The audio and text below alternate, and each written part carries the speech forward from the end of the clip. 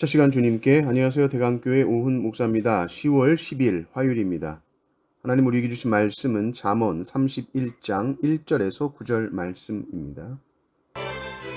르무엘 왕이 말씀한 바 곧 그의 어머니가 그를 훈계한 잠언이라. 내 아들아, 내가 무엇을 말하랴? 내 태에서 난 아들아, 내가 무엇을 말하랴? 서원대로 얻은 아들아, 내가 무엇을 말하랴? 내 힘을 여자들에게 쓰지 말며 왕들을 멸망시키는 일을 행하지 말지어다. 르무엘아, 포도주를 마시는 것이 왕들에게 마땅하지 아니하고 왕들에게 마땅하지 아니하며 독주를 찾는 것이 주권자들에게 마땅하지 않도다. 술을 마시다가 법을 잊어버리고 모든 곤고한 자들의 송사를 굽게 할까 두려우니라. 독주는 죽게 된 자에게, 포도주는 마음에 근심하는 자에게 줄지어다. 그는 마시고 자기의 빈궁한 것을 잊어버리겠고 다시 자기의 고통을 기억하지 아니하리라. 너는 말 못하는 자와 모든 고독한 자의 송사를 위하여 입을 열지니라. 너는 입을 열어 공의로 재판하여 곤고한 자와 궁핍한 자를 신원할지니라. 아멘. 오늘은 르무엘 왕의 잠언입니다. 그런데 그 르무엘 왕이 한 말이 아니고 그 어머니가 한 말을 전하고 있죠. 그러니 엄밀히 말하면 이 잠언은 르무엘 왕의 어머니의 잠언입니다. 그 어머니가 그 왕인 아들에게 한 잠언이죠. 2절 말씀을 보면 얼마나 사랑하는 아들 귀한 아들에게 한 잠언인지 생각할 수 있게 합니다. 내 아들아 내가 무엇을 말하랴? 내 태에서 난 아들아 내가 무엇을 말하랴? 서원대로 얻은 아들아 내가 무엇을 말하랴? 성경을 보면 사무엘도 그렇고 삼손도 그렇고 다 서원의 아들들이죠. 특별히 이 르무엘이라는 이 이름의 뜻은 하나님을 위하여 이런 뜻입니다. 그래서 하나님을 위하여 하나님께서 아들을 주신 겁니다. 이제 하나님을 위하여 일할 자로 세워주십시오. 그 마음이 이 어머니에게 있는 것이죠. 그래서 이 아들 왕이 정말 왕으로서 제대로 그 소임을 감당하기를 바라는 그 마음으로 이 잠언을 전하고 있습니다.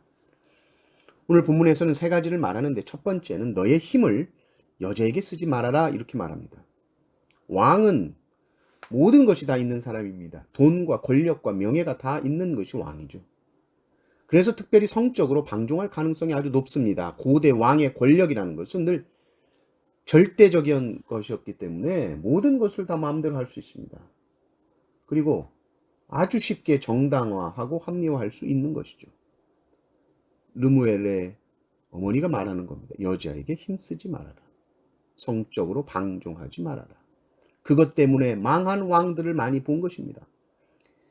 과거 역사 속에서 권력자들이 여색을 탐하는 이야기가 참 많습니다. 이집트 클레오파트라든지 당나라 양귀비라든지 제 아무리 당대를 호령하던 권력자들도 이 여색의 늪에 빠지면 권력도 잃고 명예도 재물도 다 잃는 경우들을 얼마든지 보죠. 아주 보편적인 진리다라고 할 수 있습니다. 또 두 번째, 왕은 술이나 독주를 마시지 말아라. 지도자들에게는 포도주가 마땅하지 않다.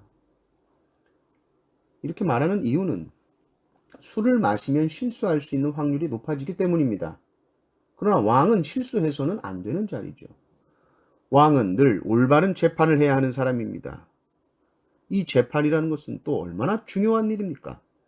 한 사람의 인생을 좌지우지할 수 있는 것이 이 재판인데 옳게 재판해야죠. 또 재판이라는 것은 얼마나 어려운 겁니까? 정신이 아주 말짱해도 옳게 판단 내리는 것이 여간 힘든 것이 아닌데 왕이 술과 독주를 탐하는 자라면 뭘 어떻게 제대로 판단할 수 있겠습니까? 왕이야 내가 이렇게 판결했어 그러면 그만이지만 그 한 번의 판결로 인해서 평생 고통당하고 억울해하는 백성이 있으면 안 된다. 이건 심히 두려운 일이다. 그러니 6절에 보면 독주는 죽게 된 자에게는 포도주는 마음에 근심하는 자에게 줄지어다. 독주라는 거, 술이라는 거, 그 죽을 사람에게 잠시라도 그 고통을 잊으라고 주는 마취제 같은 거다. 십자가에 달리신 예수님에게도 이 병사들이 신포도주를 해면에 적셔서 주죠. 마취제 역할을 하는 겁니다. 고통 가운데 죽어가는 사람에게 잠시 고통 잊으라고 주는 게 술이라는 거예요. 근데 왕이 지금 온 백성의 모든 중요한 일을 감당하는 왕이, 그 왕의 손에 수많은 사람의 재산과 목숨과 권리가 달려 있는데 왕이 술 마시고 정신이 혼미하다라는 것은 직무유기, 아주 엄청난 직무유기가 될 수 있기 때문에 술과 독주 마시지 말아라. 또 세 번째, 왕은 약한 자를 대변해줘라. 너는 말 못하는 자를 위해서 대변해줘야 된다. 8절을 보면 너는 말 못하는 자와 모든 고독한 자의 송사를 위하여 입을 열지니라, 이렇게 말합니다. 8절에 나오는 말 못하는 자는 어떤 언어장애 가진 사람을 말하는 게 아니겠죠. 너무 억울한데 그 모든 억울한 형편을 제대로 논리적으로 말할 수 없는 능력입니다. 그런 사람을 말하는 것이죠. 그런 사람을 위해서 네가 입이 되어주고 고독한 자의 송사를 위해서 입을 열어줘라. 9절을 보면 좀 더 분명하게 말합니다. 곤고한 자, 궁핍한 자의 억울함을 신원할지니라. 그거 풀어줘야 된다. 어떤 우리가 경제적인 신분은 사회적 신분하고 같이 가는 거예요. 돈이 있으면 사회적인 신분도 보통 높아집니다. 가난하면 당연히 사회적 신분이 낮고요. 사회적 신분이 낮으면 당연히 힘이 없고요. 그래서 억울한 일을 당할 경우가 훨씬 많아질 수밖에 없습니다. 그러니 이들을 누가 보호해 줍니까? 국가기관이 보호해 줘야 되죠.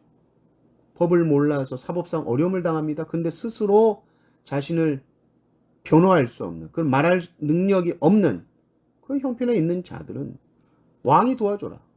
왕은 그런 사람 도와주라고 세워준 거다. 그래서 정말 억울한 자는 왕에게 직고할 수 있도록 해야 된다. 옛날 우리나라에도 신문고 같은 게 있었잖아요.